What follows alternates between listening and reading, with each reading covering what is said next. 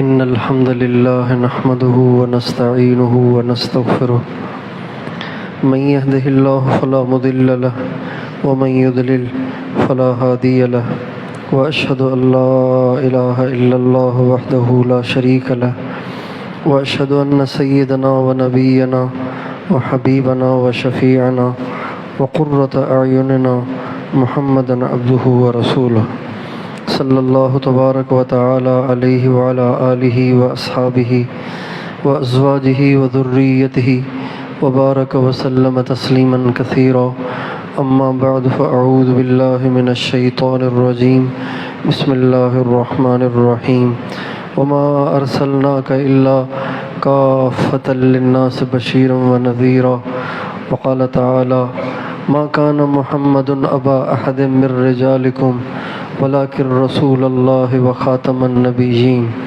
سبحان ربك رب العزة عما يصفون وسلام على المرسلين والحمد لله رب العالمين اللهم صل على سيدنا محمد وعلى آل سيدنا محمد وبارك وسلم.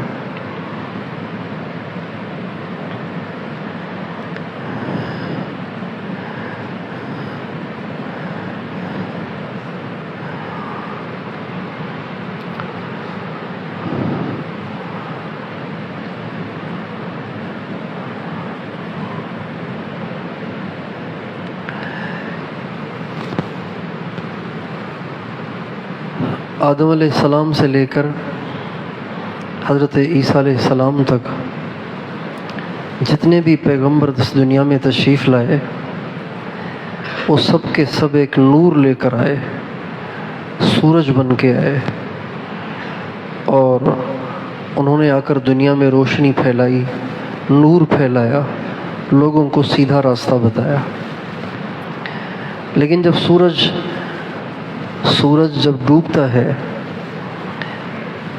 تو پھر آہستہ آہستہ اس سورج کے اثرات اور اس سورج کے جو روشنی کے آثار ہیں وہ بھی مدھم ہوتے ہوتے ہوتے ہوتے گھپ اندھیرا چھا جاتا ہے، اور ایسا حال ہو جاتا ہے کہ جیسے سورج کبھی یہاں طلوع ہی نہیں ہوا تھا. اب جیسے اس وقت دیکھ لیں 9:30 بج رہے ہیں، 9:15 بج رہے ہیں، 9:30 بج رہے ہیں، تو سورج کو ڈوبے ہوئے 3 گھنٹے ہو گئے. 3 گھنٹے کے بعد آپ باہر نکل کے دیکھیں آسمان کی طرف، اور جہاں بجلی نہیں ہے، جہاں بلب نہیں جل رہے، وہاں دیکھیں تو ایسے لگے گا جیسے کبھی دن یہاں آیا ہی نہیں، اتنا اندھیرا ہے. جتنے بھی انبیاء تھے وہ ایک سورج تھے، اور جب ان کا انتقال ہوا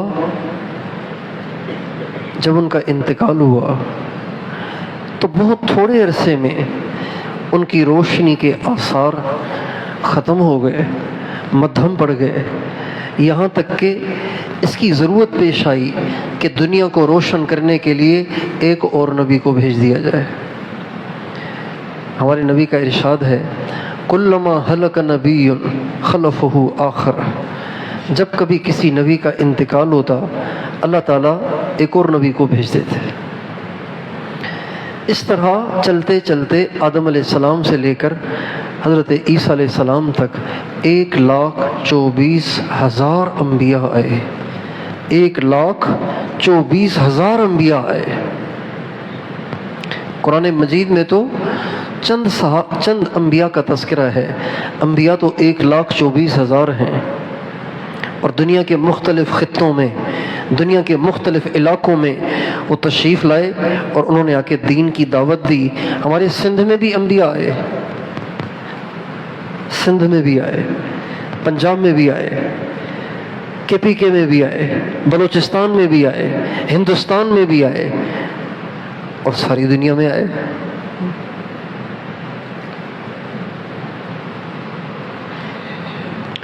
حضرت امام ربانی مجدد الفسانی رحمۃ اللہ علیہ فرماتے ہیں میں جب کشف کی نگاہ ہندوستان پہ ڈالتا ہوں کشف کی نگاہ.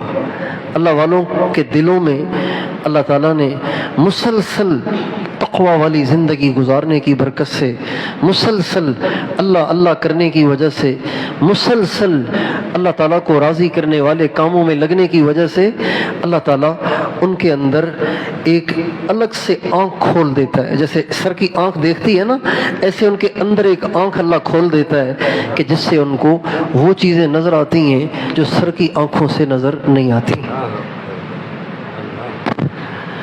تو امام ربانی مجدد الف ثانی رحمۃ اللہ علیہ فرماتے ہیں جب میں کشف کی نگاہ ہندوستان پہ ڈالتا ہوں تو مجھے کہیں کہیں انبیاء کا نور نظر آتا ہے.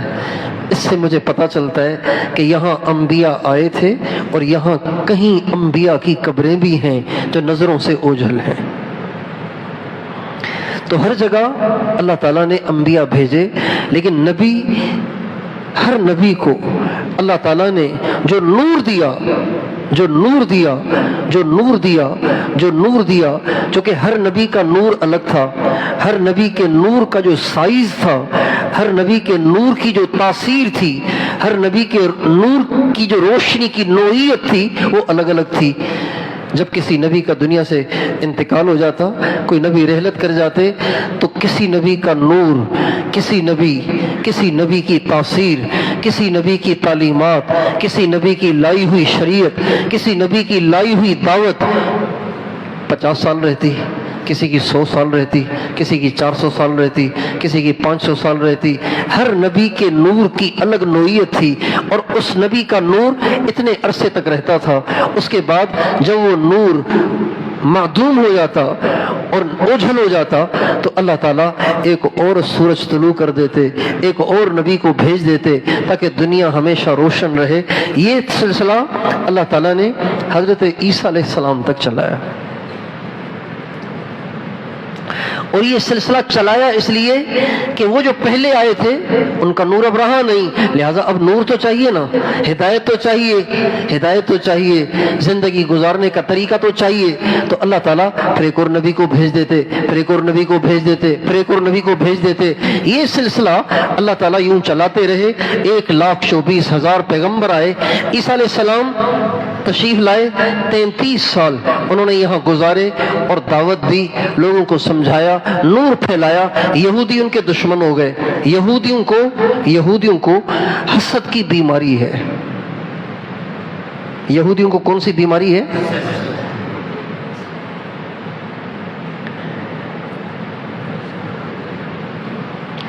عیسیٰ علیہ السلام جب نبی بن کر آئے تو ان کو یہ چیز اچھی نہیں لگی. اور عیسیٰ علیہ السلام حالانکہ وہ بنی اسرائیل سے تھے، ان کے خاندان کے تھے، ان کے علاقے کے تھے، ان کے خاندان کے تھے، لیکن بس ان کو چیز ہضم نہیں ہوئی. وہ کہنے لگے نہیں، بس حضرت موسیٰ کافی ہیں، ہمیں کسی اور نبی کی ضرورت نہیں. چنانچہ عیسیٰ علیہ السلام کے پیچھے پڑ گئے. عیسیٰ علیہ السلام کی والدہ محترمہ پاک طاہرہ طیبہ حضرت مریم علیہ السلام پر انہوں نے الزام تراشیاں شروع کر دیں کہ یہ ایسی ہے، غلط ہے، نعوذ باللہ. الزام تراشیاں شروع کر دیں اور پھر حضرت عیسیٰ علیہ السلام کے در پہ ہو گئے. عیسیٰ علیہ السلام کو شہید کرنے کے در پہ ہو گئے. ایک دفعہ عیسیٰ علیہ السلام کے پیچھے لگے. عیسیٰ علیہ السلام نے بھاگ کر ایک گھر میں جا کے جان بچائی. جب اس گھر میں یہ داخل ہوئے نا تو اللہ تعالیٰ نے اس گھر کی چھت کو پھاڑ کے عیسیٰ علیہ السلام کو آسمان پہ اٹھا لیا. اس گھر کی چھت کو پھاڑ کے اللہ تعالیٰ نے عیسیٰ علیہ السلام کو زمین سے اٹھا کے دوسرے آسمان پہ پہنچا دیا. اللہ کی شان دیکھیں، جو قتل کرنے کے لیے چلے تھے، شہید کرنے کے لیے چلے تھے، جب ان میں سے ایک آدمی اندر بھی گھسانا عیسیٰ علیہ السلام کے پیچھے، تو جب وہ اندر گیا تو وہ عیسیٰ علیہ السلام جیسا ہو گیا، اس کی شکل عیسیٰ علیہ السلام جیسی ہو گئی. جب پیچھے والے آئے نا پکڑنے کے لیے کہ پکڑو اسے عیسیٰ کو، تو عیسیٰ علیہ السلام تو اوپر چلے گئے تھے، لیکن اللہ تعالیٰ نے اس کو سزا دینے کے لیے، جو حضرت عیسیٰ کا پیچھا کر کے آیا تھا، سزا دینے کے لیے اس کو حضرت عیسیٰ کی شکل دے دی. اس کے اپنے ہی یہودیوں نے پکڑ کے اس کو سولی چڑھا دیا. کہنے لگے تو جھوٹ بولتا ہے، تو ہی عیسیٰ ہے. کہنے لگے میں تمہارا ہوں، کہ نہیں نہیں عیسیٰ جھوٹ بولتے ہو تم، اور سولی چڑھا دیا۔ چنانچہ یہ جو عیسائی آج کل صلیب لٹکاتے ہیں نا، آپ نے دیکھا ہوگا صلیب یوں کراس میں ایک لکڑی یا لوہا اپنے گلے میں لٹکاتے ہیں، دیکھا دیکھی ہمارے مسلمان بھی لٹکانے لگ گئے۔ بہت سے میں نے نوجوانوں کو دیکھا، ایک ہسپتال میں گئے، ایک نوجوان کو وہاں کام کرتے دیکھا، مسلمان ہے، اپنے گلے میں اس نے صلیب لٹکائی ہوئی ہے۔ اور یہ عیسائی صلیب کیوں لٹکاتے ہیں؟ صلیب کہتے ہیں سولی کو، پھانسی کو۔ صلیب کا ترجمہ ہے سولی، صلیب کا ترجمہ ہے پھانسی۔ چونکہ عیسائی بھی یہ سمجھتے ہیں، یہودی بھی یہ سمجھتے تھے کہ ہم نے حضرت عیسیٰ کو شہید کر دیا، عیسائی بھی سمجھتے ہیں کہ ہم نے ہمارے عیسیٰ کو یہودیوں نے شہید کر دیا، لیکن اللہ نے اس راز سے پردہ اٹھایا، وما قتلوہ وما صلبوہ ولکن شبہ لہم۔ انہوں نے نہ عیسیٰ کو قتل کیا، نہ اس کو سولی چڑھایا، بلکہ عیسیٰ کو تو اللہ نے آسمان پہ اٹھا دیا۔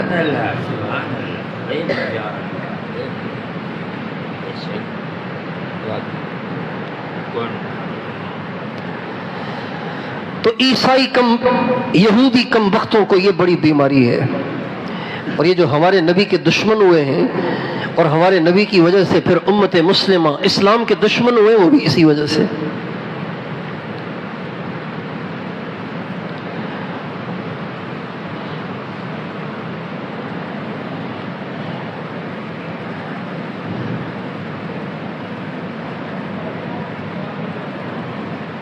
یہودیوں نے اپنی کتاب میں پڑھ رکھا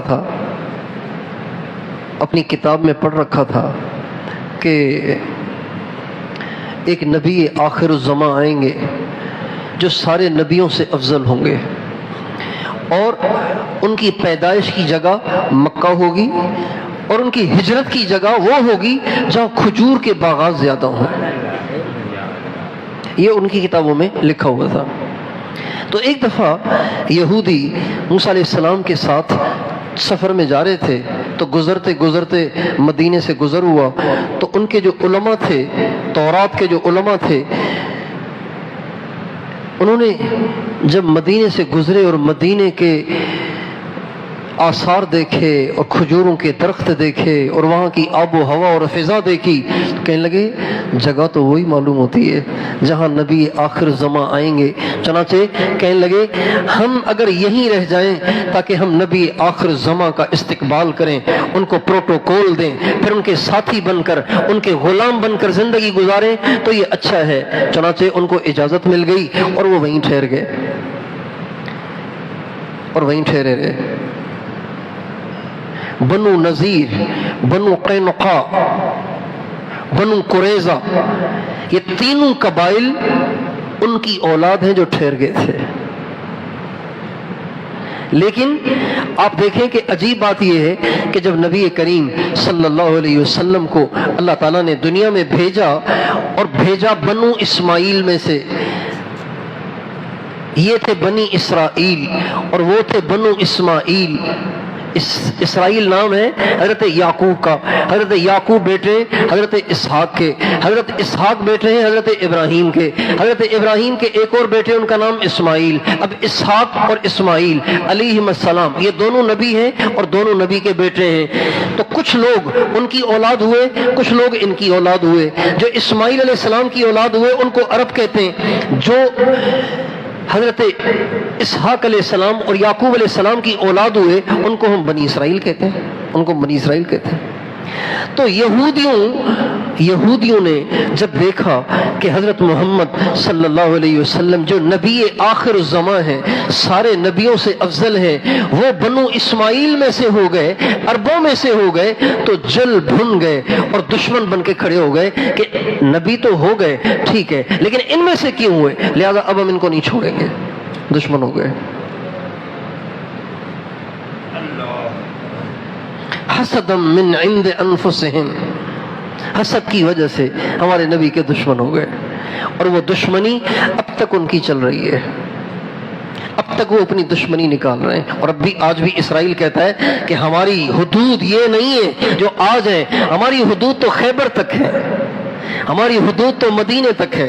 ہم اپنے آباؤ اجداد کے علاقے کو، جس علاقے کو ہم سے محمد نے چھینا تھا اور عمر نے چھینا تھا، اس علاقے کو ہم واپس لے کے رہیں گے. یہ ان کا عزم، ان کی پلاننگ ہے.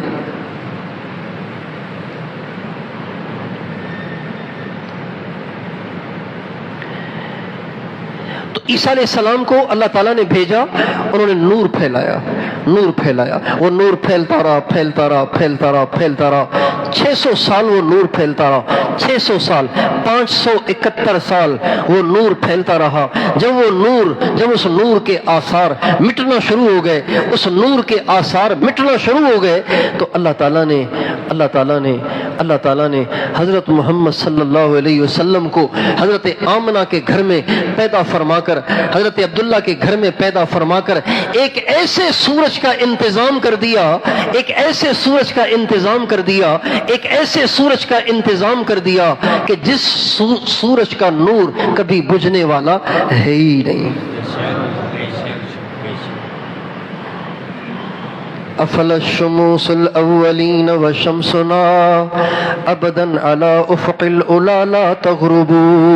سارے سورج غروب ہو گئے، سارے سورج ڈوب گئے، پہلوں کے سارے سورج ڈوب گئے. ہمارا سورج وہ ہے جو ڈوبنے کے لیے آیا ہی نہیں، وہ ہمیشہ چمکنے دمکنے اور اپنی روشنیاں پھیلانے کے لیے آیا ہے. اللہ تعالیٰ نے ایسا نبی بھیج دیا، ایسا نبی بھیج دیا، ایسا نبی بھیج دیا کہ جس کا نور ختم ہونا ہی نہیں. اب بتائیے، جس کا نور ختم ہونا ہی نہیں تو کسی اور نبی کی ضرورت ہے؟ نبی تو اس لیے بھیجا جاتا ہے کہ اندھیرا ہو گیا ہے، سورج ڈوب چکا ہے، اندھیرا ہو گیا ہے، نور مٹا گیا ہے، اس کے آثار ختم ہو گئے، اس کی کرنیں ختم ہو گئی ہیں، اس کی روشنی ختم ہو چکی ہے، لہٰذا اب ایک اور سورج چاہیے. لیکن اللہ تعالیٰ نے قیامت تک کے انسانوں کے لیے ایک ایسے سورج کا انتظام کیا جس کا نور اتنا روشن ہے، اتنا روشن ہے، اتنا روشن ہے، اتنا روشن ہے کہ پہلے بھی چمک رہا تھا، آج بھی چمک رہا ہے، کل بھی چمکے گا اور قیامت تک چمکے گا. اللہ تعالیٰ فرماتے یریدون لیطفئوا نور اللہ بافواہہم واللہ متم نورہ ولو کرہ الکافرون. اللہ تعالیٰ فرماتے ہیں یہ میرے نبی کا نور بجھانا چاہتے ہیں، لیکن اللہ پاک نے یہ ٹھانی ہوئی ہے کہ اللہ پاک نے اس نور کو قیامت تک روشن رکھنا ہے. سبحان اللہ، اللہ اکبر.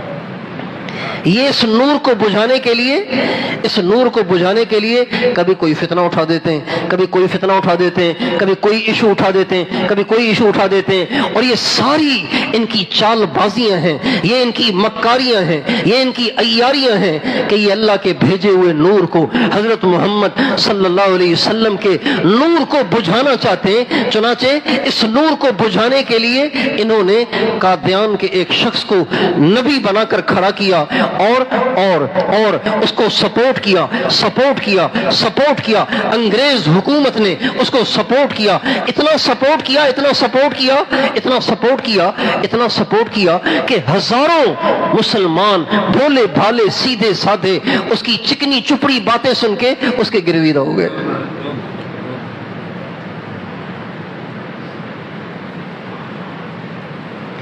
اور یہ ایک سازش تھی ہمارے نبی کے نور کو بجھانے کی کہ جب لوگوں کو بنایا نور مل جائے گا نا، زندہ نور مل جائے گا تو دنیا سے گئے ہوئے نور کو بھول جائیں گے. لیکن ان کے دماغوں سے یہ بات نکل گئی تھی کہ اس نور کو بجھانا ان کے بس میں نہیں ہے. کیوں؟ اس لیے کہ اس نور کو روشن رکھنے کی اللہ پاک نے ٹھان رکھی. اور ہوتا وہ ہے جو اللہ چاہتا ہے، ہوتا وہ ہے جو، بتاؤ کون چاہتا ہے؟ کون چاہتا ہے؟ وَمَا تَشَاءُونَ إِلَّا أَن يَشَاءَ اللَّهُ رَبُّ الْعَالَمِينَ. اے دنیا بھر کے انسانوں، جو تم چاہو گے وہ نہیں ہوگا، جو اللہ چاہے گا وہ ہوگا. قُلِ اللَّهُمَّ مَالِكَ الْمُلْكِ تُؤْتِي الْمُلْكَ مَن تَشَاءُ وَتَنزِعُ الْمُلْكَ مِمَّن تَشَاءُ وَتُعِزُّ مَن تَشَاءُ وَتُذِلُّ مَن تَشَاءُ بِيَدِكَ الخیر انک علی کل شیء قدیر. اللہ عزت دے تو کون ذلیل کر سکتا ہے؟ اللہ اٹھانا چاہے تو کون مٹا سکتا ہے؟ اللہ ذلیل کرے تو دنیا کی ساری طاقتیں، ساری یہودیت، ساری نصرانیت، سارا امریکہ اور سارے امریکہ کے چیلے چماٹے، وہ سب کے سب غلام محمد قادیانی کو پروٹوکول دے رہے ہیں، اسے اٹھانے کی کوشش کر رہے ہیں۔ اپنے ایجنٹوں کو انہوں نے ہمارے ملک میں چھوڑا ہوا ہے اور وہ عہدوں پہ بیٹھ کے ان کو سپورٹ کرنے کی کوشش کر رہے ہیں، لیکن ان کے چاہنے سے نہیں ہوگا، ان کے چاہنے سے نہیں ہوگا وہ جو ہمارا اللہ چاہے گا۔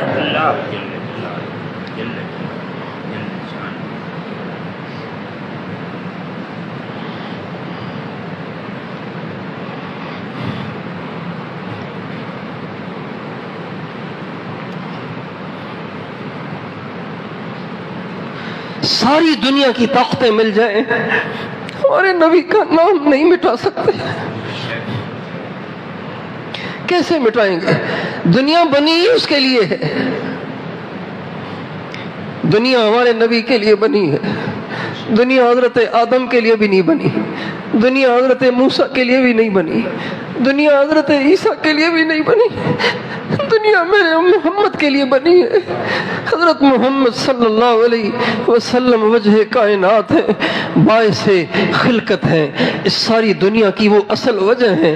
آدم علیہ السلام سے غلطی ہوئی، برس روتے رہے، اللہ تعالیٰ معافی نہیں کر رہے تھے۔ ایک دفعہ اللہ تعالیٰ سے کہنے لگے، یا رب اسألک بحق محمد الا غفرت لی، یا اللہ تجھے محمد کا واسطہ دیتا ہوں، مجھے معاف کر دے۔ اللہ تعالیٰ نے فرمایا، آدم تجھے کس نے بتایا محمد کا نام؟ کہ یا اللہ جب آپ نے مجھے بنایا تو میں نے عرش پہ لکھا دیکھا لا الہ الا اللہ محمد الرسول اللہ، میں اسی وقت سمجھ گیا تھا کہ یہ بہت کوئی برگزیدہ ہستی ہے جس کا نام اللہ تعالیٰ نے اپنے نام کے ساتھ رکھا ہے۔ اللہ تعالیٰ نے فرمایا، ہاں آدم تم نے صحیح سمجھا، لولا ما خلقتک، وہ نہ ہوتا تو میں تجھے بھی پیدا نہ کرتا۔ جس کی وجہ سے انسانیت ہے، جس کی وجہ سے یہ کائنات ہے، جس کی وجہ سے زمین آسمان ہے، اس کا نام یہ قادیان کا خبیث کیسے مٹا سکتا ہے؟ یہ یہودی اور عیسائی اور ساری دنیا کا کفر اور باطل اس نبی کا نام کیسے مٹا سکتے ہیں؟ اگرچہ وہ غلام محمد قادیانی یہ بھی کہتا ہے میں محمد کو بھی نبی مانتا ہوں، لیکن مجھے بھی مان لو۔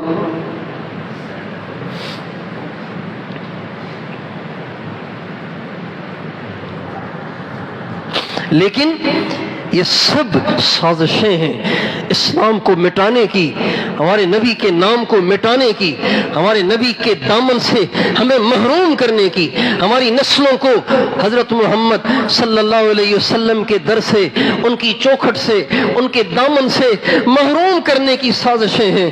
میرے بھائیوں، میں اور آپ اس بات کا عزم کریں گے، اپنی نسلوں کو یہ سبق پڑھائیں گے، اپنی نسلوں کو یہ پٹی پڑھائیں گے کہ مرنے مر جائیں گے، حضور کا دامن نہیں چھوڑیں گے، حضور کی غلامی نہیں چھوڑیں گے۔ ہماری نسلیں آج بھی، کل بھی، قیامت تک کی ہماری نسلیں غلام رہیں گی تو مدینے والے کی رہیں گی، غلام رہیں گی تو محمد مصطفیٰ کی رہیں گی، غلام رہیں گی تو احمد مصطفیٰ کی رہیں گی۔ ہم بھی ان کے نام پہ قربان، ہماری بیویاں ان پہ قربان، ہمارے بچے ان پہ قربان، ہمارے پوتے پوتیاں، نواسے نواسیاں سب ان پہ قربان۔ ہم ساری کائنات کو اپنے نبی کے نعلین پہ قربان کر سکتے ہیں، لیکن اپنے نبی کے دامن سے ہم کبھی اپنا تعلق ختم نہیں کر سکتے۔ اس بات کا عزم بار بار ہمیں بھی کرنا ہے، اپنے بچوں سے، اپنی عورتوں سے، اپنی ساری نسلوں سے کرانا ہے، کرائیں گے انشاءاللہ۔ اور اس بات کا تکرار کرنا ہے، ہمارے نبی آخری نبی ہیں۔ اللہ تعالیٰ فرماتے ہیں ما کان محمد ابا احد من رجالکم ولکن رسول اللہ وخاتم النبیین۔ محمد اللہ کے رسول ہیں اور یہ آخری پیغمبر ہیں، یہ مہر ہے، مہر۔ خاتم آخری کو بھی نہیں کہتے، خاتم آخری کو نہیں کہتے، خاتم کہتے مہر کو، خاتم کہتے سیل کو۔ جب کسی چیز کو آپ نے کسی کو ہدیہ کرنا ہے، مٹھائی کا ڈبہ ہے، آپ نے اس کو ہدیہ کرنا ہے، جتنی مٹھائی ڈالنی تھی ڈال دی، اب اس کے پیکٹ کو آپ نے پن لگا دی، اس کے اوپر غلاف چڑھا دیا، اس کے اوپر آپ نے کور چڑھا دیا، اس کے اوپر آپ نے پھول سجا لیے، اب یہ سیل ہو گیا، اب اس میں مزید مٹھائی ڈالنے کی گنجائش نہیں ہے۔ اللہ تعالیٰ ہمارے نبی سے فرماتے میرے نبی جب تک آپ نہیں آئے تھے تو نبوت کے دروازے میں داخل ہونے کی اجازت تھی، نبوت کے دروازے میں داخل ہونا ممکن تھا، لیکن جب آپ آ گئے ہم نے دروازہ ہی سیل کر دیا۔ ما کان محمد ابا احد من رجالکم ولکن رسول اللہ وخاتم النبیین۔ اے میرے نبی، تو سارے نبیوں کے لیے مہر ہے، تو سارے نبیوں کے لیے سیل ہے۔ نبوت کا دروازہ اب سیل ہو رہا ہے، اب بند ہو رہا ہے، اس کا تالا ہی نہیں ہے، اس کا دروازہ ہی نہیں ہے، اب یہ چاروں طرف سے سیل ہو گیا ہے، اب کسی کے لیے اس میں آئندہ داخل ہونے کی گنجائش نہیں رہی۔ ہمارے نبی فرماتے ہیں میری مثال اور مجھ سے پہلے باقی انبیاء کی جو مثال ہے نا، وہ ایسے ہے جیسے ایک شخص نے گھر بنایا اور بہت اچھا گھر بنایا، رنگ روغن ٹائل اور سب کچھ لگا کے اس کو تیار کر لیا، لیکن بنانے والے نے ایک ٹائل کی جگہ چھوڑ دی۔ اب لوگ آ رہے اور آ کے گھر کو دیکھ رہے ہیں، واہ واہ بڑا اچھا گھر ہے، واہ واہ بھائی بڑا اچھا اسٹرکچر ہے، بڑا اچھا اس کا نقشہ ہے، بڑا اچھا اس کا ڈیزائن ہے، بڑا اچھا اس کا رنگ روغن ہے، بڑے اچھے اس کے کھڑکیاں دروازے اور ٹائلیں ہیں، لیکن جب کبھی بھی کوئی اس جگہ کے پاس آتا ہے جہاں اینٹ کی جگہ خالی ہے، سارے کہتے ہیں یار یہ جگہ کیوں خالی ہے، یار یہ جگہ کیوں خالی ہے، یار یہ جگہ کیوں خالی ہے، یہ بھی ہوتی تو یہ مکان کامل مکمل ہو جاتا۔ آپ فرماتے ہیں وَأَنَا تِلْكَ اللَّبْنَةُ، وہ آخری اینٹ میں ہوں جو رہ گئی تھی، اللہ پاک نے مجھے وہاں لگا کر اب نبوت کی عمارت کو مکمل کر دیا ہے۔ نبوت کی عمارت مکمل ہو گئی۔ جب عمارت مکمل ہوگی تو اب اینٹ کہاں لگائیں گے بھائی؟ اینٹ کے اوپر اینٹ لگائیں گے کیا؟ اور پھر کسی نبی کے آنے کی گنجائش تو تب ہو نا جب پچھلے نبی نے کوئی کسر چھوڑی ہو۔ پچھلے نبی نے کوئی کسر چھوڑ دی تھی، چلو جی ایک اور بھیج دو۔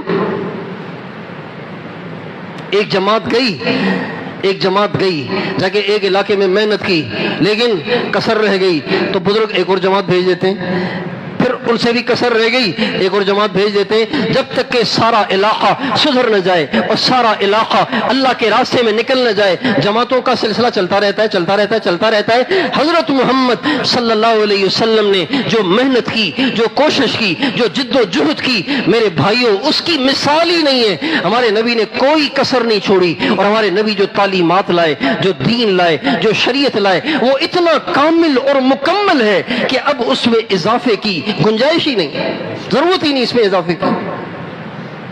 چنانچہ اللہ تعالیٰ فرماتے ہیں الیوم اکملت لکم دینکم واتممت علیکم نعمتی ورضیت لکم الاسلام دینا۔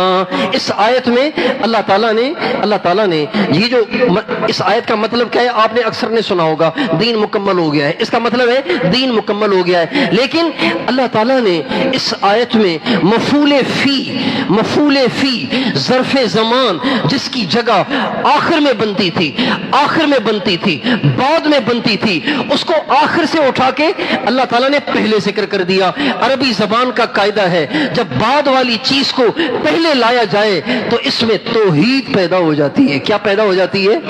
اس میں کیا پیدا ہو جاتی ہے؟ توحید۔ اس کو حسر کہتے ہیں، حسر، توحید پیدا ہو جاتی ہے۔ لفظ بنتا ہے نعبدک ونستعینک، دعائے قنوت پہ تو ایسا ہی ہے نا، اللہم انا نستعینک ونستغفرک ونؤمن بک، تو وہاں تو نستعینک ہے، لیکن سورہ فاتحہ میں نستعینک نہیں ہے، ایاک نستعین ہے، ایاک نعبد و ایاک نستعین۔ اللہ تعالیٰ نے وہ جو کاف بعد میں آنا تھا اس کو پہلے کر لیا۔ اس کی وجہ علماء بتاتے ہیں کہ اگر اللہ پاک کہتے نعبدک و نستعینک تو اس کا مطلب یہ بنتا آپ کی عبادت کرتے ہیں، آپ سے مدد چاہتے ہیں، لیکن جب اللہ پاک نے کاف کو پہلے کہہ دیا تو اب اس کا مطلب ہو گیا کسی کی نہیں کرتے، صرف تیری کرتے ہیں، کسی سے نہیں مانگتے، صرف تجھ سے مانگتے ہیں۔ اللہ تعالیٰ نے الیوم جس کا مقام بعد میں بنتا تھا اس کو پہلے ذکر کر لیا، تو اب اس کا مطلب ہو گیا الیوم اکملت لکم دینکم واتممت علیکم نعمتی ورضیت لکم الاسلام دینا۔ اب تک دین مکمل نہیں ہوا تھا، اس لیے انبیاء آتے رہے، تکمیل کرتے رہے، لیکن آج دین مکمل ہو گیا ہے، لہذا اب کسی کے آنے کی مزید گنجائش نہیں ہے۔ اليوم، آج ہی ہوا ہے. آج نہ ہوتا، پہلے کبھی ہوتا تو تبھی کا دروازہ بند ہو چکا ہوتا، لیکن آج بند ہو رہا ہے. چونکہ آج بند ہو رہا ہے لہذا آج کے نبی کے بعد اب کسی نبی کے آنے کی گنجائش نہیں ہے.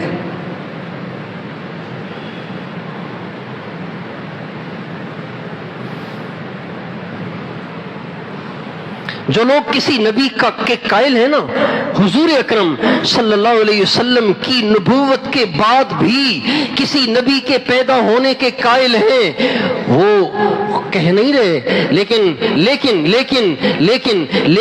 وہ یہ کہہ رہے ہیں کہ حضور سے کسر رہ گئی تھی، حضور کی شریعت نامکمل تھی، جس کو آ کے قادیان کے کتے نے مکمل کیا ہے، قادیان کے خبیث نے آ کے مکمل کیا ہے. میرے دوستو یہ بتاؤ کتنی بڑی بات ہے.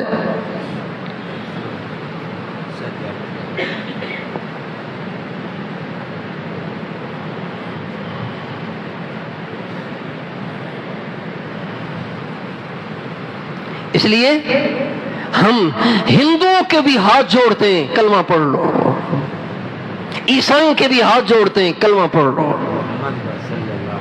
یہودیوں کو بھی کہتے ہیں تم بھی کلمہ پڑھو ورنہ جہنم میں جاؤ گے.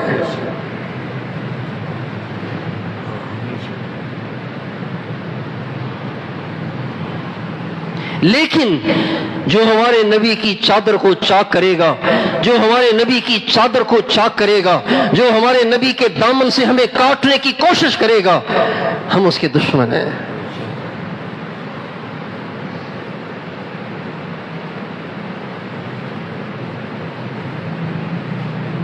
یہ ساری قادیانی لابی امت مسلمہ کا مدینے والے سے تعلق کاٹنا چاہتی ہے اور ان کو حضور کے بدلے میں غلام محمد دینا چاہتے ہیں.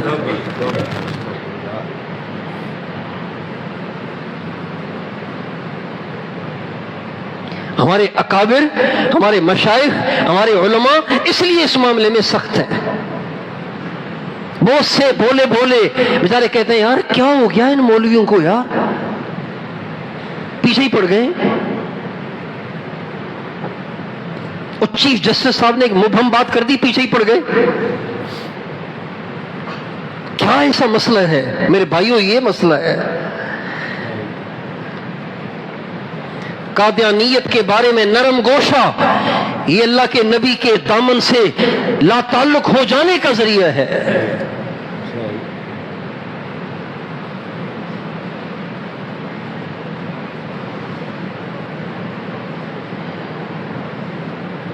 ایک آدمی کسی پیر سے بیعت ہوتا ہے، اس کو فائدہ نہیں ہوتا، وہ کسی اور سے بیعت ہو جاتا ہے. ہو سکتا ہے بھائی اس کے پاس کیوں چلے گئے کہ جی بس مجھے یہاں فائدہ نہیں ہو رہا، مجھے فیض نہیں مل رہا، اس لیے میں کہیں اور چلا گیا ہوں. اب بتائیے جو حضور کو چھوڑ کے جا رہا ہے اس کو کہاں سے ملے گا؟ وہ کتنی بڑی محرومی ہے اس کی.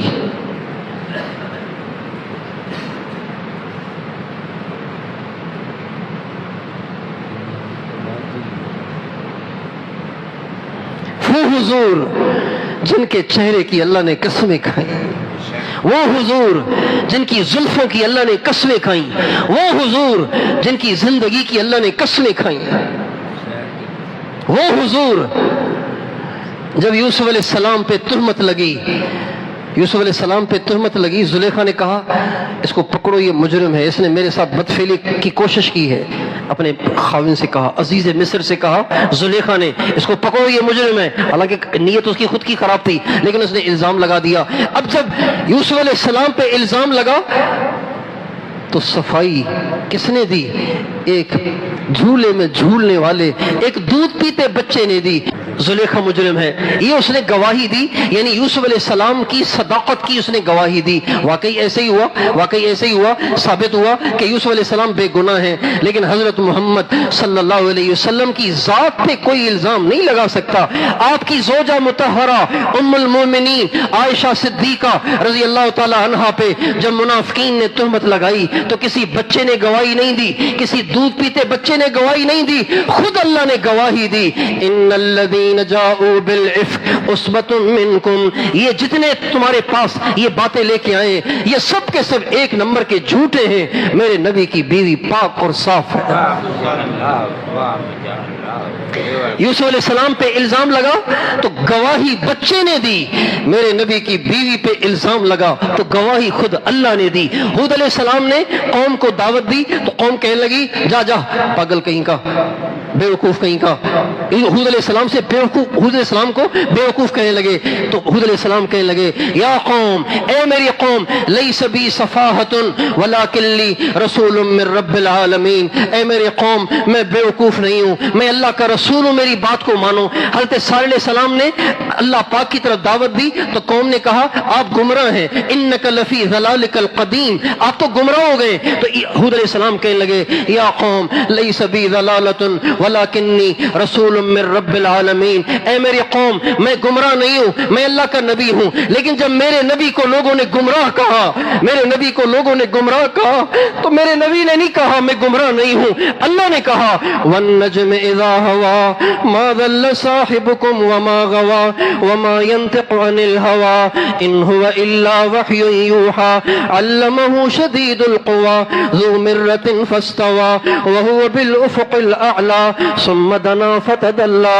فكان قاب قوسين او ادنى فاوحى الى عبده ما اوحى ما كذب الفؤاد ما راى افتمارونه على ما يرى ولقد رآه نزلة اخرى۔ یہ اللہ نے ہمارے نبی کی صفائی پیش کی ہے کہ کم بختو، میرا نبی بھٹکا ہوا نہیں، میرا نبی تو دنیا کا سب سے زیادہ ہدایت یافتہ سمجھدار ترین انسان ہے۔ ایسے حضور کے بدلے میں دیں گے ہمیں غلام محمد کو؟ والضحى والليل إذا سجى ما ودعك ربك وما قلى وللآخرة خير لك من الأولى ولسوف يعطيك ربك فترضى۔ تیرے چہرے کی قسم، تیری زلفوں کی قسم، تیرا رب نہ تجھے چھوڑ سکتا ہے نہ اس نے تمہیں چھوڑا ہے، اور تیرا رب تجھے اتنا دے گا، اتنا دے گا، اتنا دے گا کہ آپ خوش ہو جائیں گے۔ اور میرے نبی تیری زندگی کا، تیری زندگی کا اور تیرے بعد کا ہر اگلا لمحہ پچھلے لمحے سے بہتر ہوگا۔ بتائیے ہمارے نبی کا ہر اگلا لمحہ بہتر ہے کہ نہیں؟ ہمارے نبی کے لیے ہر اگلا لمحہ بہتر ہے کہ نہیں؟ ہمارے نبی کے عشاق کی تعداد بڑھ رہی ہے کہ گھٹ رہی ہے؟ بڑھ رہی ہے کہ گھٹ رہی ہے؟ بڑھ رہی ہے کہ گھٹ رہی ہے؟ بولو بڑھ رہی ہے گھٹ رہی ہے؟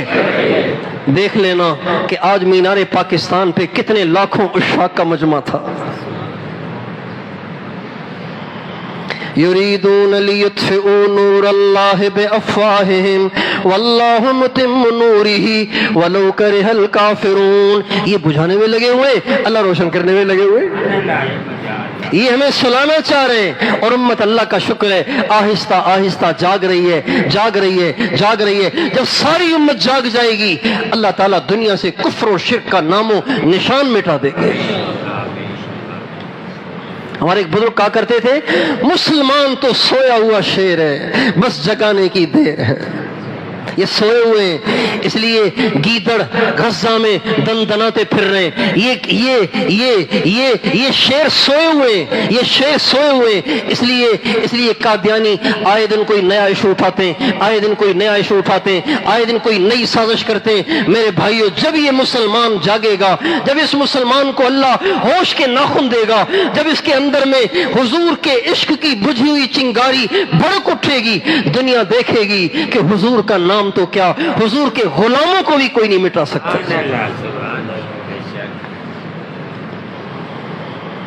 افل الشموس الاولین وشمسنا ابدا علی افق العلا لا تغرب۔ سارے سورج غروب ہو گئے، ہمارے والا سورج غروب ہونے تھوڑی ہے۔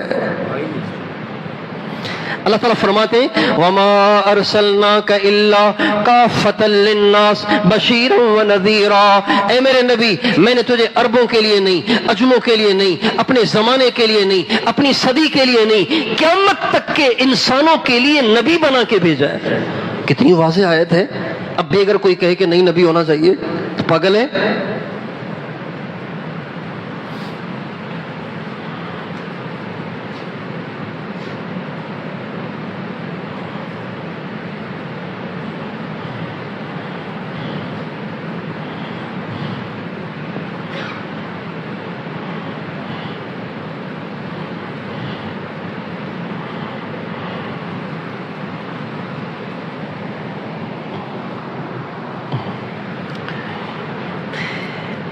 ختم نبوت کا نظریہ، ختم نبوت کا عقیدہ، یہ بہت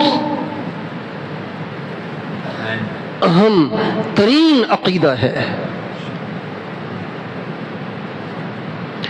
بہت نازک عقیدہ ہے،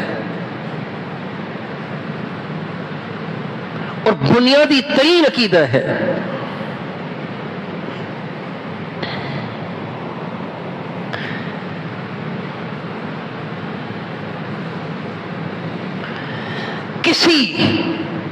کسی مشن کے لیے، سنیے، کسی مشن کے لیے، کسی پروگرام کے لیے صحابہ ایسے نہیں لڑے جیسے ختم نبوت کی حفاظت کے لیے لڑے۔ روم میں لڑے عیسائیوں سے، قادسیہ میں لڑے، فارس میں لڑے فارسیوں سے، ایرانیوں سے، مجوسیوں سے جو آگ کے پجاری تھے، سورج کے پجاری تھے، ان سے، لیکن یمامہ میں لڑے ختم نبوت کے منکرین سے۔ وہاں شہید ہوئے سینکڑوں، یہاں شہید ہوئے ہزاروں۔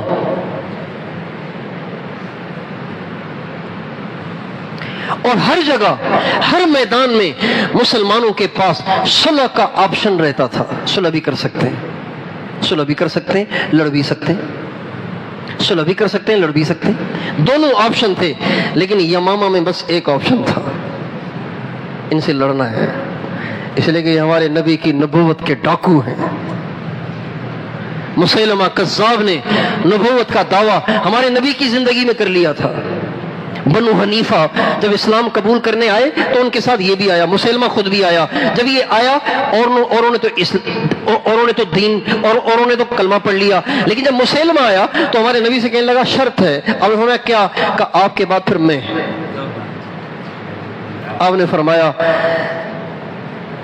میں تم سے تنکے کا بھی وعدہ نہیں کر سکتا، یہ اللہ کی امانت ہے، اللہ جسے چاہے دے۔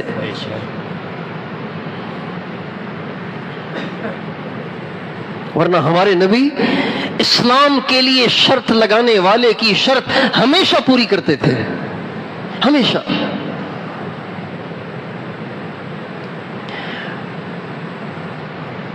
رکانہ قریش کا ایک زبردست پہلوان تھا۔ رکانہ اتنا طاقتور تھا کہ جب وہ بیل کی کھال کے اوپر بیٹھ جاتا اور 40 پہلوانوں سے کہتا زور لگاؤ اور میرے نیچے سے نکال کے دکھاؤ، 40 پہلوان زور لگا کے تھک جاتے تھے، اس کے نیچے سے بیل کی کھال کو کھینچ نہیں پاتے تھے، اتنا طاقتور۔ حضور سے کہنے لگا ایمان لا سکتا ہوں لیکن پہلے مجھ سے کشتی لڑنی پڑے گی، گرا دیا تو سچے، نہیں گرایا تو میں نہیں مانتا۔ آپ نے فرمایا کشتی بھی لڑ لوں گا تم سے۔ چنانچہ آپ علیہ السلام نے اس کو پکڑا، پٹک کے جو زمین پہ مارا تو اس نے کہا آپ نے داؤ ہی نہیں چلنے دیا، ایک دفعہ اور۔ آپ نے کہا ایک دفعہ اور۔ اس نے بڑے داؤ پہ چلائے لیکن ہمارے نبی کے سامنے اس کی کیا چل سکتی تھی۔ ہمارے نبی نے دوبارہ اس کو اٹھا کے پٹکا، تیسری دفعہ کہا ایک دفعہ اور۔ جب ہر طرح سے اس نے داؤ پہ چلائے لیکن حضور کو ہلا نہ سکا، ہمارے نبی نے اس کو اٹھا کے چڑیا کی طرح سے زمین پہ جو مارا تو کہنے لگا اشہد اللہ الہ الا اللہ و اشہد انک رسول اللہ۔ بڑی قربانی ہے نا حضور کی کہ اس کو اسلام میں داخل کرنے کے لیے اتنے معزز اور باوقار آدمی نے کشتی لڑنے کے لیے تیاری کر لی۔ مجھ سے کوئی کہے کہ جی آپ چلے میں جا رہے ہیں، میں آپ کے ساتھ چلے میں چلوں گا لیکن آپ کشتی لڑے میرے ساتھ، میں کہا دفع ہو جاؤ،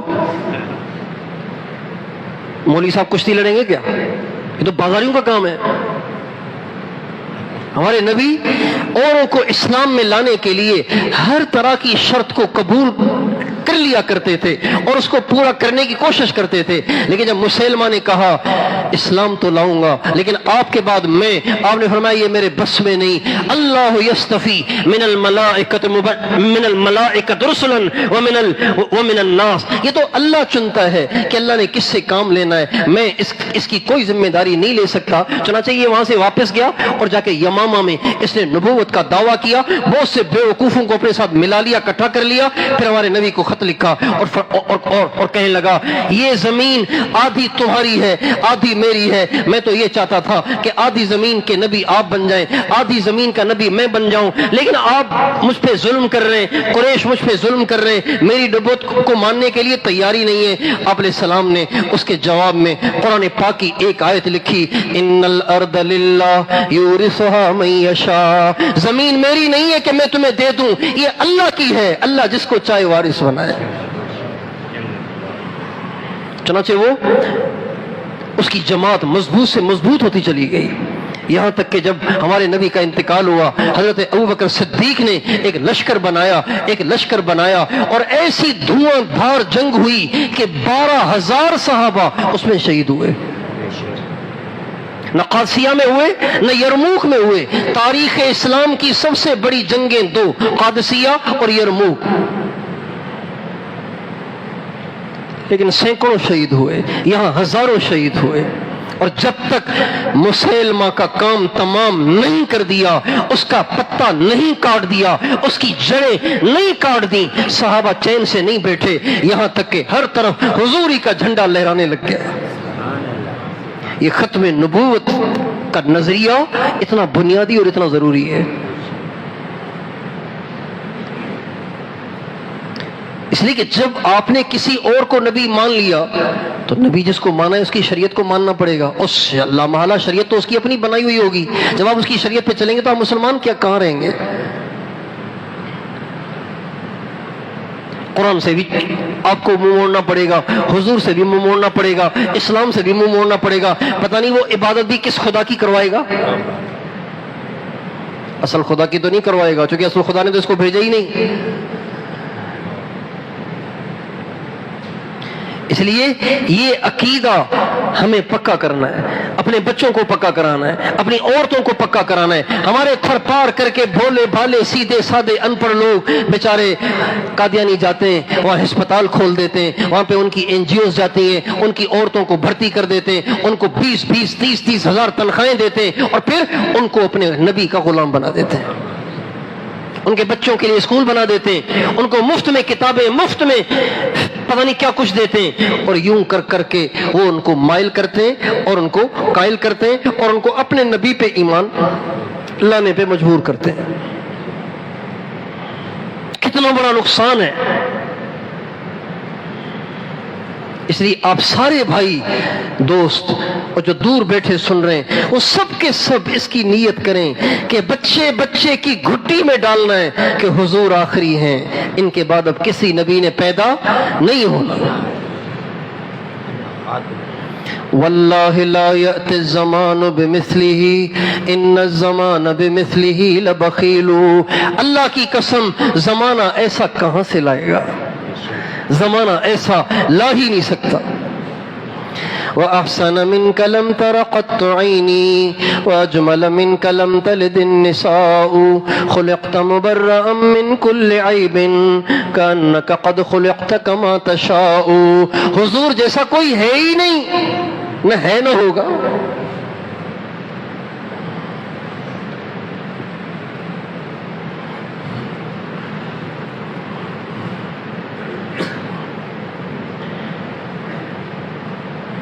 ہمارے نبی بعض دفعہ دوپہر کو حضرت ام حرام کے گھر جا کے لیٹتے تھے، دوپہر کو ان کے گھر جا کے لیٹتے تھے۔ ایک دفعہ حضرت ام حرام کو آپ علیہ السلام نے دیکھا کہ وہ جس کھال پر ہمارے نبی لیٹے تھے اس کھال سے کچھ جمع کر رہی ہیں، رگڑ رگڑ کے رگڑ۔ آپ نے کہا یہ کیا کر رہی ہو؟ کہ رسول اللہ یہ آپ کا پسینہ جمع کر رہی ہو۔ شیشی میں کیا ڈال رہی ہیں؟ بولیے کیا ڈال رہی ہیں؟ تو آپ نے کہا کیا کرو گی اس کو؟ کہا یا رسول اللہ آپ کو کیا بتاؤں، دنیا کی کسی خوشبو میں وہ خوشبو اور مہک نہیں جو اللہ نے آپ کے پسینے میں رکھی ہے۔ ان کا مقابلہ کرے گا وہ کہ جو اس حال میں مرا کہ اس کے پاخانے کی جگہ سے نہیں، منہ سے اس کے پاخانہ نکل رہا تھا۔ غلام احمد جب مرا تھا تو اس کے پاخانے سے پاخانہ نہیں آتا تھا، اس کے منہ سے پاخانہ آتا تھا۔ دنیا جانتی ہے،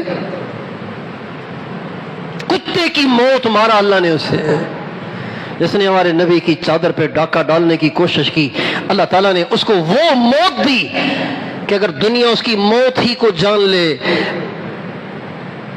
تو اسے نفرت کرنے کے لیے کافی ہے۔ یہ ہمارے جذبات ہیں۔ ہم اپنے نبی کے بارے میں بہت جذباتی ہیں، ساری امت جذباتی ہے۔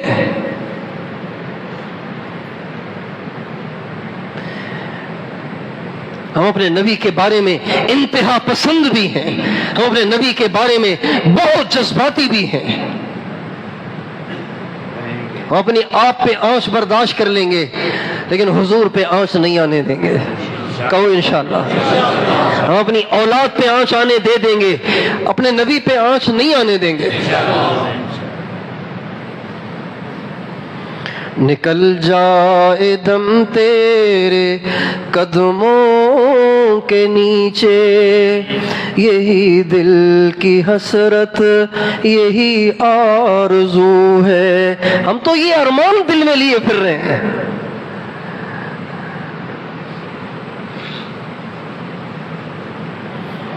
اس عقیدے کو اتنا دہرانا ہے کہ ہماری نسلوں تک یہ پہنچے کہ حضور کے بعد کسی نبی کا تصور نہیں ہے۔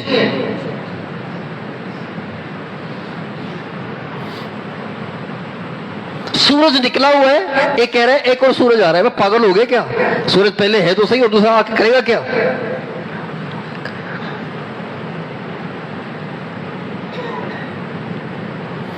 کیا کرے گا دوسرا آ کے؟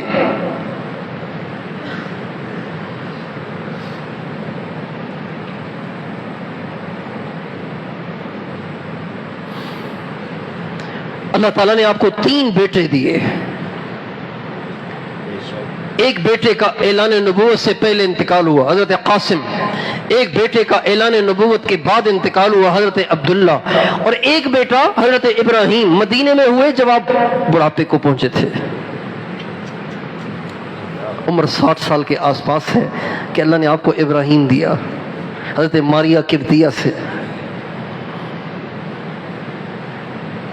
18 مہینے کے ہو گئے تھے۔ سواری پہ بھی بیٹھ جاتے تھے۔ حضور کو ان سے بڑی محبت تھی۔ ایک دن اچانک حضور نے سنا کہ ابراہیم کی طبیعت خراب ہو گئی ہے، آپ جلدی تشریف لائیں۔ آپ جلدی قبا پہنچے۔ قبا میں تھے، جو ہی جس گھر میں حضرت ابراہیم تھے آپ اس میں داخل ہوئے اور بچے کو گود میں لیا تو ایسے لگ رہا تھا جیسے بچہ اپنے باپ کو دیکھنے کے انتظار میں تھا۔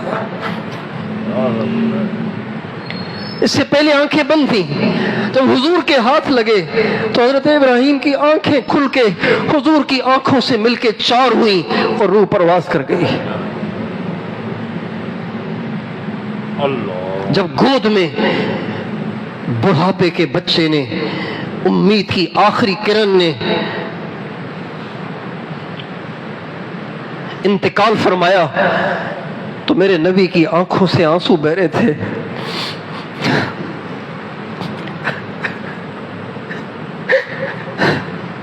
حضور فرما رہے تھے، ابراہیم میں تمہیں اللہ سے نہیں بچا سکتا، اس معاملے میں تیرا باپ اللہ کا پابند ہے، لیکن ان العین تدمع، آنکھ سے آنسو ہے، والقلب یحزن، دل بہت غمگین ہے، وَإِنَّا بِفِرَاقِكَ يَا إِبْرَاهِيمُ لَمَحْزُونٌ، اے ابراہیم تیری جدائی کا مجھے بہت غم ہے، لیکن اس غم سے بے خود ہو کر میں وہ نہیں کہوں گا جس سے اللہ ناراض ہوتا ہے، اپنی زبان سے وہ کہوں گا جس میں اللہ کی رضا ہو۔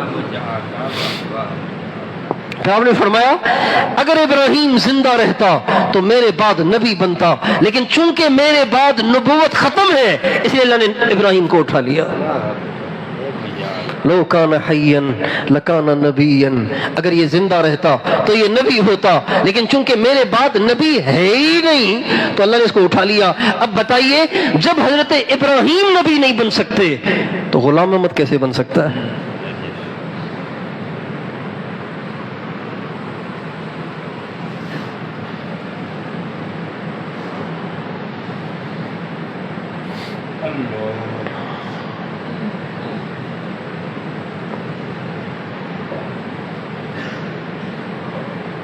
تو ہمارے نبی آخری نبی ہے نا،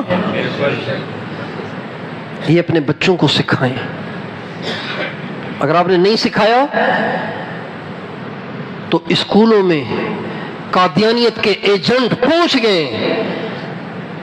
ہاں، پاکستان کے کتنے ممالک میں پکڑے گئے، پاکستان کے کتنے اسکولوں میں پکڑے گئے، کتنے کالجز میں پکڑے گئے کہ وہاں اپنے جھوٹے کذاب اور دجال نبی کی وہ دعوت دے رہے اور بچوں کو یہ پٹیاں پڑھا رہے.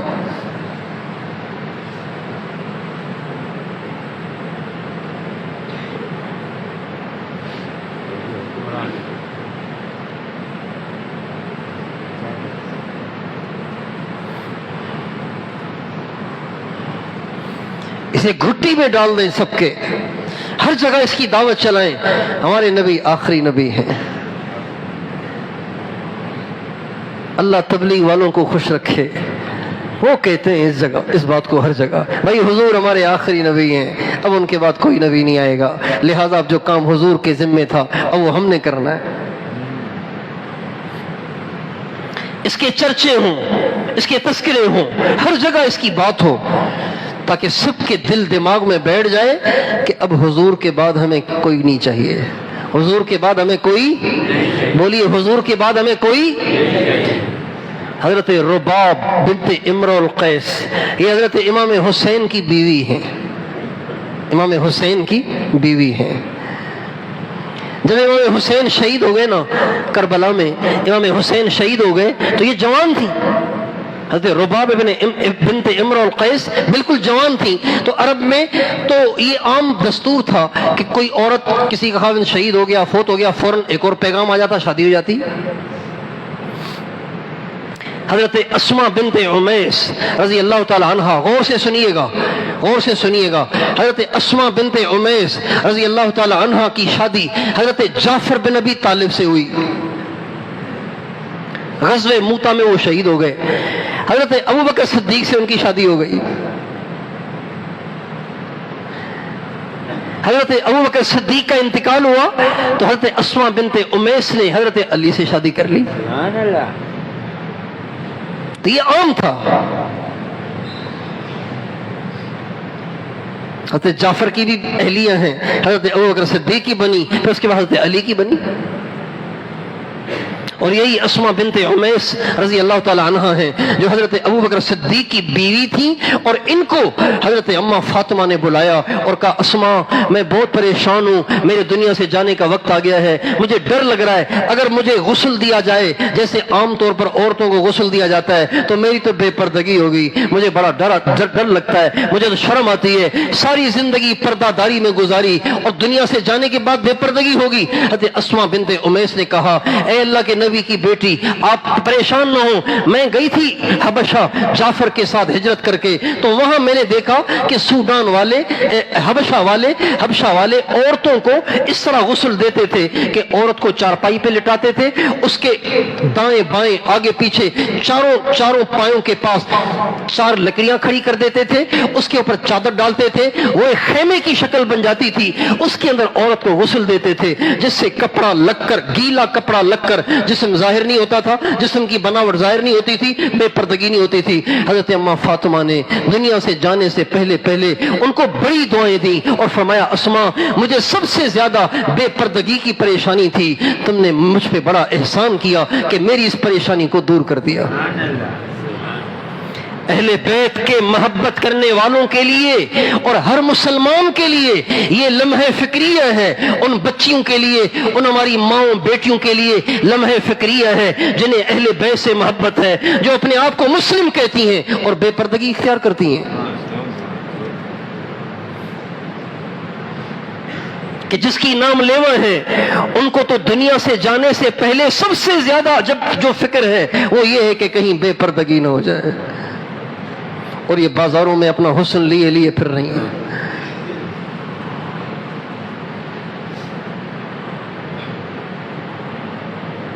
وَكُلٌّ يَدَّعِي بِوِصَالِ لَيْلَى وَلَيْلَى لَا تُقِرُّ لَهُمْ بِذَاكَ وَكُلٌّ يَدَّعِي بِوِصَالِ لَيْلَى وَلَيْلَى لَا تُقِرُّ لَهُمْ بِذَاكَ.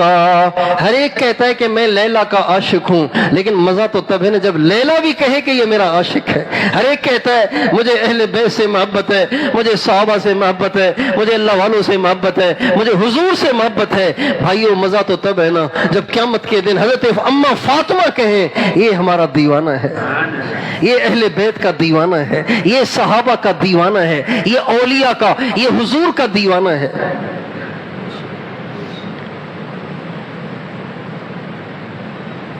تو عرب کے ہاں یہ عام تھا. حضرت رباب بنت امرؤ القیس جو حضرت امام حسین کی اہلیہ ہیں، جب حضرت امام حسین کربلا میں شہید ہوئے اور یہ واپس لوٹ کے مدینے آئیں تو بس غمگین رہتی تھیں. تو کئی بڑے بڑے صحابہ نے ان کو پیغام بھیجا، اہل بیت میں سے کئی بزرگوں نے ان کو پیغام بھیجا، نکاح کا پیغام بھیجا کہ آپ ہم سے نکاح کر لیں. تو حضرت رباب کا ہر ایک کو ایک ہی جواب ہوتا تھا، حضور کو سسر بنانے کے بعد اب میں کس کو سسر بناؤں؟ ایک دفعہ حضور کو سسر بنانے کے بعد اب میں کسی اور کا سسر بننا پسند نہیں کرتی. حضرت حسین کی بیوی ہے تو سسر حضور ہے نا. بھائی بولو سسر کون ہے؟ حضور ہے. کسی اور سے شادی ہوگی تو ان کا والد ہو جائے گا سسر.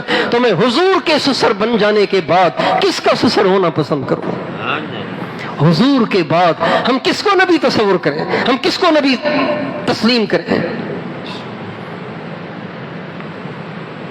حضور ہمیں کافی ہے. بولیے حضور ہمیں کافی ہے.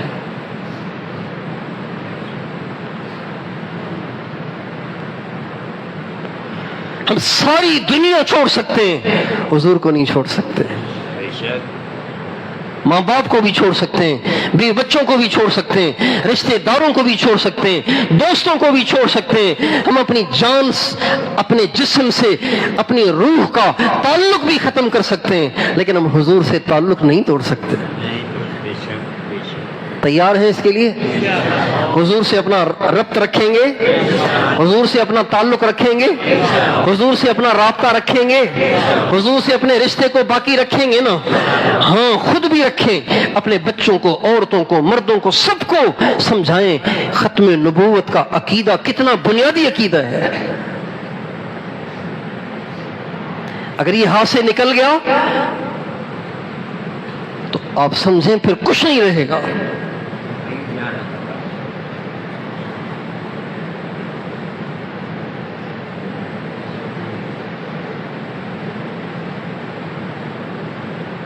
اللہ تعالیٰ مجھے، آپ کو، ہمارے سارے ساتھیوں کو، دوستوں کو، تعلق والوں کو، ہمارے اہل و عیال کو، رشتہ داروں کو اور ساری امت مسلمہ کو حضور کے دامن سے kabhi محروم نہ کرے. حضور کے دامن سے ہمیں جوڑے رکھے.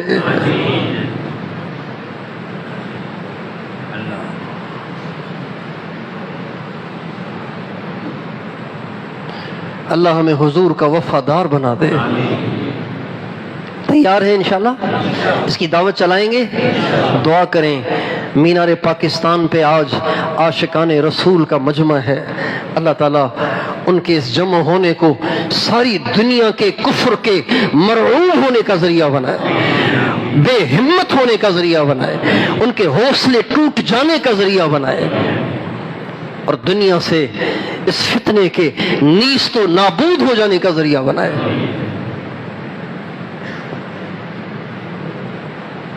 ہمیں بھی وہاں ہونا چاہیے تھا.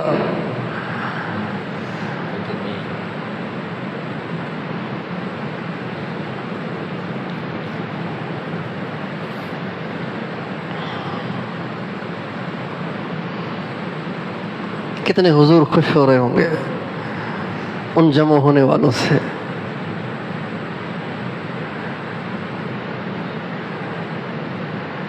میری محبت میں، میری چادر کے دفاع میں لاکھوں کا مجمع.